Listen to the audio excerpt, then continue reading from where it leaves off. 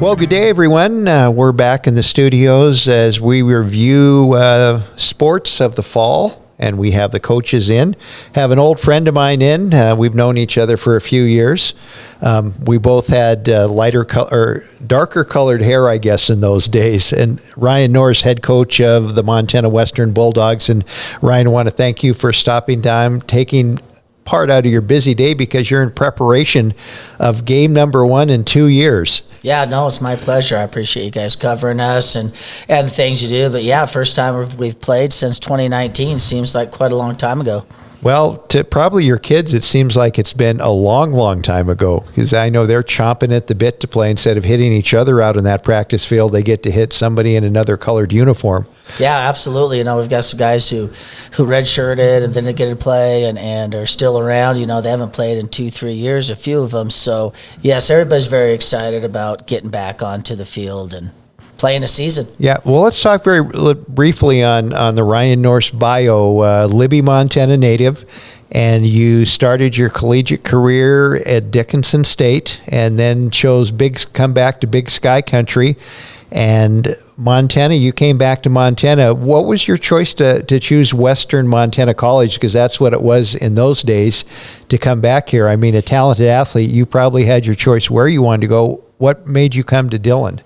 You know, in hindsight, being 2020, it probably would have been the better starting spot for me anyhow. But I had some friends at Dickinson, so I chose to kind of go that way and get out of the state a little bit, go a little further away. But I wanted to teach and coach, and that was really what professionally that I was looking to do, and Western was absolutely the best place for that, as it still is. And I had some good friends down here as well who kind of prompted me to come to Western when I decided I'd had enough of North Dakota.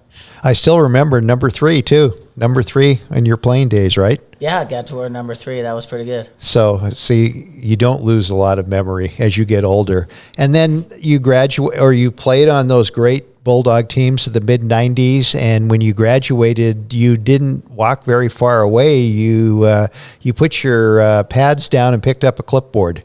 Yeah, I think as I played, especially those last 3 years here, just for the coaches I got to play for, with Coach Beers and Coach Delaney, as I kind of matured and decided what I wanted to do, I started really leaning towards I wanted to be a college football coach. So I had felt like, well, I'll just stay here and coach. Coach Beers offered me an opportunity to do it, and then Coach Mosaic kept me around, and I was just really enjoying coaching, learning about the game, recruiting, and all the things that went into it.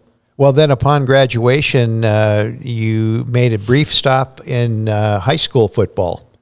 Yeah, I took a job at Salmon High School. I got to be the head football coach there, so I still look back on it. I'm not certain why I took that job, other than to be a head football coach. After I had kind of decided I wasn't maybe going to teach at the high school level, but it certainly was a rewarding opportunity. I met a lot of great people, and I learned a ton that first year and every subsequent year being a small high school head coach. I was 23 years old, I believe, and when I started out there, so it was an awesome opportunity. I thank Sam and high school for putting up with me for that time, but I learned a lot and made a lot of great friends.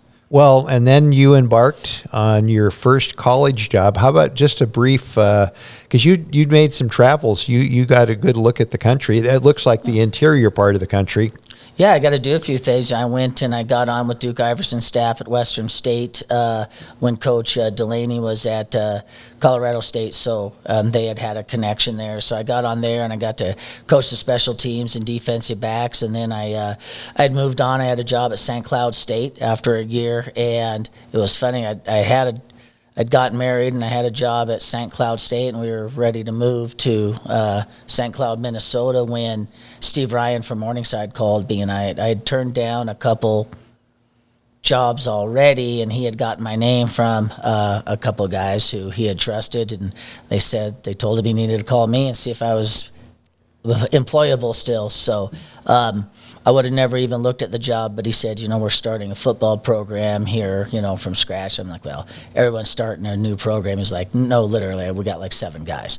So they had cut football there, then they brought it back a couple years later. So I that's the only reason I interviewed. I just thought, man, you get a chance to start your own football program. It's on your shoulders, whether you're good or not. There's there's nothing before this. This is all that there is. So, after a few days together, we hit it off, and I got out of my lease, and we moved to Sioux City, Iowa. And how long were you there? My first stint, 8 or 9 years, I believe, and then I was only there for about 4 months the next time, 4 or 5 months, something like that. Before you took the job here at Western. Yeah, so I was at Morningside for 8 or 9 years. Then I was at Truman State down in Missouri for a couple years, and then I was back to Morningside as the offensive coordinator. I'd been a defensive coach the majority of my college career. The only time I coached an offense was in high school, and then I got to come back as the offensive coordinator before Western had called and offered me the job here. So I bought and sold 2-3 houses in a matter of 5-6 months. And you didn't think of maybe getting into real estate with that experience? I've always thought about getting into real estate, but no, I mean, when you're in real estate, it doesn't mean you move the house. You just sell the house. I got you. And then you came to Western as head football coach, and you coached, I'm not sure about the exact number of years. And 2. Then 2? 2, and AD for 3, and then been back since. So, and I'm guessing if I would talk to most people, if they would choose being a coach or being an administrator, I'm thinking the coach part would probably win out. Sometimes I think it just kind of depends. I always, at least when I was in high school, I knew I would get into administration if I would have stayed in the high school realm. But it was a good opportunity, and I saw some things that I felt like Western really needed at that time, and I felt like I might have been one of the only guys who could go in and maybe who was willing to get in those fights over and over again to make some of the moves that I felt like we needed to make in the athletic department so that we could kind of move into the 21st century, so to speak. And so that's why I did it, and it wasn't because I didn't enjoy coaching anymore. That I just felt like, we'd already failed a search, and it just wasn't a real good situation at that time. So, but I was just like, well, I can always go back to coaching. I'll see what I can't get done for Western here and see if I want to do this for the rest of my career potentially. And then our coach at the time, B.J. Robertson, got hired at Montana State, and it was a nice, easy transition. It wasn't like bringing somebody brand new into the system. In fact, probably a lot of the kids that were still on the team were people you had recruited initially. Yeah, it certainly was, and it was fun those years getting to work with BJ and really enjoyed that time. But by that time when he got the fortunate opportunity to move on and go coach at MSU, I had to make a choice. Did I want to hire another guy and stay in doing this, or do I want to get back in the coaching? And I had missed kind of the camaraderie and just those relationships with the kids and the coaches and that. And way too many meetings in administration for me. Way too many meetings. So I kind of got back into it and said, we're just going to do this. I learned a lot by 3 years that I wasn't coaching, those 3 falls. And so I'd really kind of solidified a lot of my philosophies and things I believed in. So I was pretty appreciative, very appreciative of Montana Western. They've given me pretty cool opportunities. I've got to be a head coach. I've got to be a college administrator. And it's been a lot of fun. I learned a lot those 3 years. Well, and your coaching career at Western, you're in the Western history books. The Montana Western Athletic History books as the all-time winning coach. For now. But so congratulations on that. And let's fast forward from your bio. Let's go 2021. We're here. 2 years of not having football. We're here, ready to go. As you look at your ranks, I guess the positive thing about COVID is the kids got a freebie. They didn't lose any eligibility, and you've got a lot of people back that could have graduated.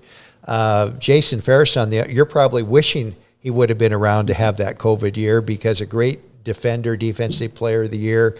But one of the strengths of the Bulldogs in the past few years has been defense. So as we look at the 2021 Bulldogs, let's look at defense first.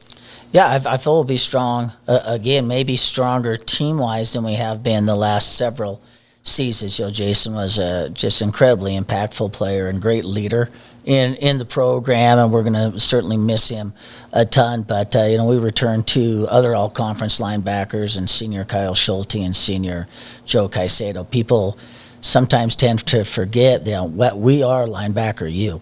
Rob Goods had more all-conference linebackers than everybody else all put together. That's so if you want to play linebacker, this is the place to come. We got two all-conference guys just coming right there who are still available to us and playing. Both of those guys taking the extra year, so it'll, as it always has here, really start in the middle of the defense at that linebacker position. Two great seniors, two great leaders there. Really pleased with our secondary. I think our secondary is looking as good as it has since I've been here, and a couple of new players at corner, and Latrell McCutcheon and Braden Swank, and then we moved Dylan Pope, who was an outstanding corner for us, and his what would have been his sophomore year in 19, and we moved him to safety, which really gave us some more speed there. And then Cameron Rouser got a redshirt year since he started as a true freshman for us in 19. He redshirted last year, so now he's back, as a redshirt sophomore. So for some of those guys, it was a good, helpful year in a guy like Cameron's case and a guy like Latrell's case, and gave us some maturity and ability to work on their craft and that there. And I think maybe our most improved area is going to be defensive line. That's really going to be a strength of ours this year. We have a lot of guys who are going to rotate through, and we'll lean on Tanner Harrell and Reese Arts, a couple returning starters, and Brandon Ames back, another guy who started for us. James Aragon has played so many games for us, his freshman and sophomore seasons, and Cullen Donahoe, another senior who's going to be rotating in there. We have so many of them, I'll probably forget one or two as we go. And then two really outstanding newcomers in Kenai Liua and Briar Munson. So we think our D-line is going to be good strength. Well, I see an advantage in what all coaches look for is the success of a team is depth. And it sounds to me like you've got all kinds of depth on defense. We do at some spots, and then at other spots, we've lost 3 players early on in camp who are going to be, 2 will get to come back, but 1 is gone from the season in the secondary. So it'll be a little thinner in the secondary than we would like to be, but we still have some good quality depth there. Okay, let's move on the offensive side of the ball. You got the Frontier Conference's leading passer from 2019 leading the way again, and watching John Judd play football is every year, every snap, he seems to get just a little bit better. Yeah, I feel like he made a really big jump this year just in terms of the mental aspects of playing the game. A lot of what he did in 18 and 19, especially 18, was based on his talent and his intangibles and instincts, and he's just learned so much and progressed so much. Where now the offense is just kind of part of who he is as a player, and it's schematically really familiar to him and built around his skills. So I'm anticipating a really competitive and a lot of high production out of John this year. Well, and he'll throw to Dylan's very own Nate Simpkins, who in 2019 broke, I believe, Bobby Beers' record for most touchdowns in a season. Yeah, he had 13 that year, which was awesome. It was a well-deserved record. He still can't get first team all conference for catching, double what anybody else caught in our league, but that's another conversation. And at another time, but we got a lot of good returners coming back. We got Trey Mounts as well, from Belgrade, coming back as really a prolific playmaker for us in the return game, and he's really come a long ways this year in the passing game. And then Jameson Hermanson will be a senior, another guy who's played a lot of football for us, and Blake Sentman, a junior, another guy who's played a lot of wide receiver snaps for us. So Elijah Benedict, another senior. So we'll have a lot of guys sticking around, and a lot of guys who've played before. So although we haven't played in a while, we've had a lot of guys who've played. So it's just, we're going to see if it's like riding a bike or not. Well, how about in the running back stage? I know you're primarily a pass-oriented offense, but you can't have a good pass-oriented offense if you don't have that running attack that makes the defense on the other side respect you. Yeah, I feel, we've been a little beat up on the line in 2018 and 2019. We made a big improvement from, I think we were last in the league, maybe in 18 to I think we're third or fourth in the league. In 19, I think we'll be at the top of the league in rushing this year. We've got really talented unit back there in transfer from Nevada. Reese Neville finally gets to play football for us. He's been waiting a while. And then Colton McPhee out of Columbia Falls. His senior year was, he was a 2,000-yard rusher as a senior in high school, and is really talented, tough, physical guy. And those guys will lead the way as far as running back goes. But offensive line-wise, I really think is one of the strengths of our team. So we've got a lot of really good depth there, as well as, we've got some guys who've played a lot of football as well. Noah Danielson has started every game for 2 years. Ethan Taguchi-Tani every game for 2 years. Hunter Severson, a senior who started every game for the last 2 years. And so really good players, dotted in with a couple of really talented young players. Marcus Lombard will be a redshirt freshman center, and then Rocco Bakari, a true freshman guard from Glacier up there in Kalispell. And we've got guys behind him who are pretty darn good too. Keith Kippenhand, another redshirt freshman out of Deer Lodge, and then Sam Potosny, redshirt sophomore out of Great Falls High School. So we've got guys who are battling and really pushing. Ata Moli, another redshirt sophomore for us. So we're pretty deep there. Okay, well, let's look at special teams. You mentioned Mick Delaney. He told me a long time ago that a lot of your success depends on your special teams, kickoffs, where you take the ball, where they take the ball. So special teams, very important. You have the luxury of having two first-team all-conference performers come back on special teams. You mentioned Trey Mounts, first-team all-conference punt returner, and I think kick returner too, and your punter, first-team all-conference. Yeah, those are big ones. The punt team and the punt return team, so much yardage is exchanged there, and a lot of the momentum of the game swings off of those two teams, and we really like what we've got going on both of those sides. And Trey being a prolific returner, and then Joseph Lima coming back as a senior who, he was a yard away from being an All-American punter last year, and he's had a great off season, and glad he decided to come back for another semester as well. So feel good starting out at those points, and Jason Ferris was our long snapper. That was a big part of our punt success. But Kane Lawson, I believe, is winning that job right now, a senior from Hot Springs. His dad played here too, and back in those days, and has won a lot of games up there at Hot Springs. And we got Hayden Justy's right in that mix as well, another redshirt junior, and so we feel good about where we can go there in the kicking game and our return game for sure.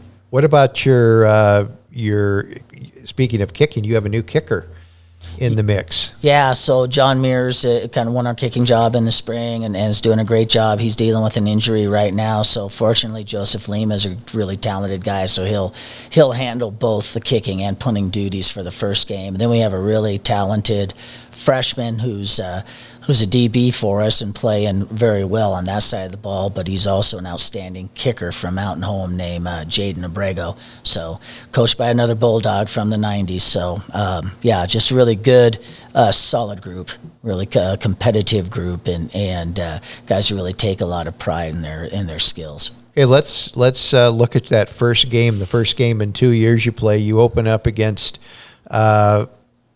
predominantly a longtime rival for Bulldog football, and that's Carroll College. Get to kick off at Vigilante Field for the first time, once again in 2 years. How's your game prep been for the Saints? It's been outstanding. We've had a great camp. Like I said, just like that, those 3 years when I was the AD, you had the time to look back and evaluate what you do and stick to what you do well, and then start to work on some things that you could improve for your team. And we felt like we did that this year. Camp was much different than it had been in the past for us in our lead up to game week. We felt like it was very successful, and we got great preparation out of the guys. Game week this week has been outstanding. We feel like we're getting to our peak and going to be really fresh and ready to go for the game on Saturday. Okay, well, that'll do it. Ryan, once again, I want to thank you to make time out of your busy schedule, come down here, and as we discussed later, this will be a weekly thing now. We'll get together once a week and talk Bulldog football, the good things and the things that you want to probably pass over. Yeah. But we once again appreciate you coming down, being a part of our Southwest Montana News sports family. Yeah, So, thank you. I appreciate it. Yeah, so looking forward to coming down each week and hopefully keeping people informed about what's going on, and hopefully it's more good than bad. yeah, thank you, Ryan. Back to bet. you, Jeremy.